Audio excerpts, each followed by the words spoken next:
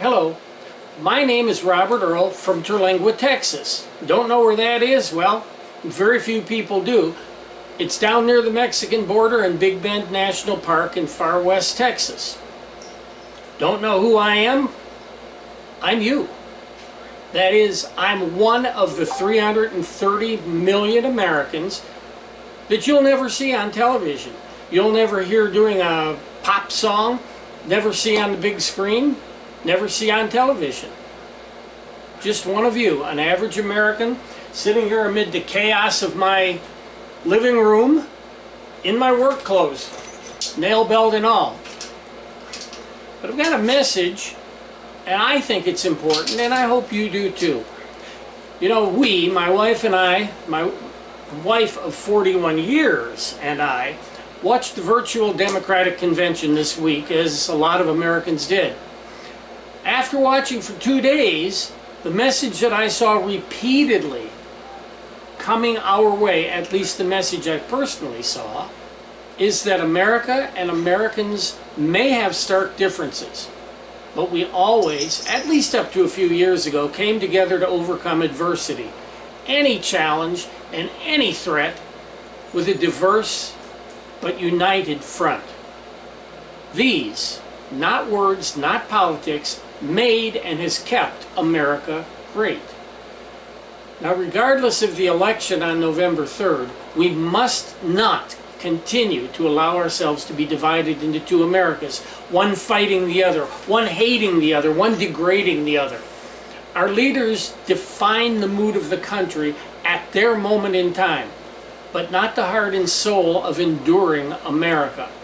We can and we must stop the anger that has replaced polite disagreement over things that fall well within the parameters of our politics, the parameters that the greatest group of geniuses ever congregated in one place at one time, our founders, created.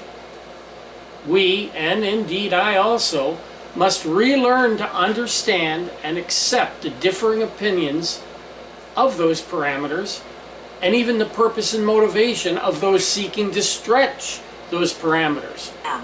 We must do this with an understanding. We must do this with understanding, not hate. We must do this with a clear and unadulterated majority of Americans choosing where these parameters are at this moment, and then abide by the decision of the majority, as we've done for 244 years and counting.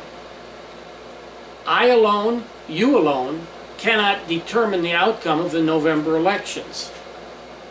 But we can and we must determine the outcome of our country by ceasing the anger and intolerance from all sides over differing opinions. You know, it's been said that there's no atheists in foxholes. Well, there's no bigots either. We all want to live. And if someone who is the polar opposite of us is there in our hour of need, we should and we must turn to them for help, and them to us with help. That is America. An America rhetoric, misinformation, disinformation, lack of understanding and compassion cannot control, divide, and yes, destroy. I'm hearing the term better angels a lot, along with a large number of patriotic Americans. I'm guilty of tuning these voices, the better angels, our consciences, out during these last few years.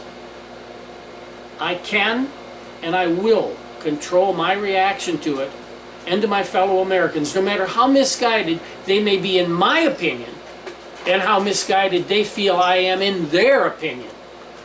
From today, right now, I will try to be a better American. I'll temper the harshness of my tongue in a discussion with another with an equally strong but differing opinion. I'll respect their right under our Constitution and under our covenant with America to feel the way they do, while I strive to show them through my actions which of us, if either of us, is correct.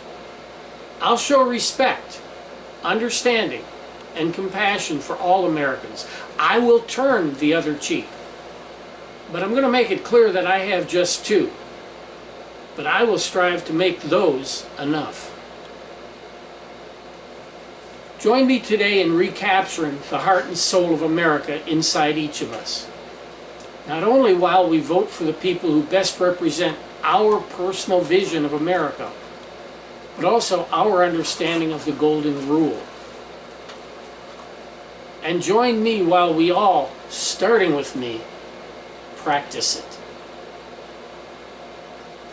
One more thing. Whatever you do, vote.